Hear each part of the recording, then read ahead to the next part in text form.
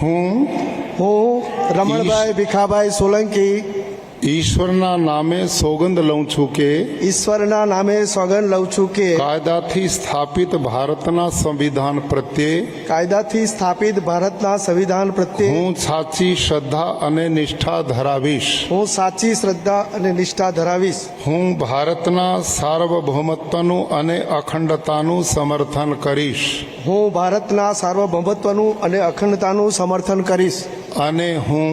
અને હું ગુજરાત રાજ્યના મંત્રી તરીકેના ગુજરાત રાજ્યના મંત્રી તરીકેના મારા કર્તવ્યો શ્રદ્ધાપૂર્વક અને અંતઃકરણપૂર્વક બજાવીશ. શ્રદ્ધાપૂર્વક અને અંતઃકરણપૂર્વક બજાવીશ. અને ભય કે પક્ષપાત રાગ કે દ્વેષ વિના તમામ લોકો સાથે સંવિધાન અને કાયદા અનુસાર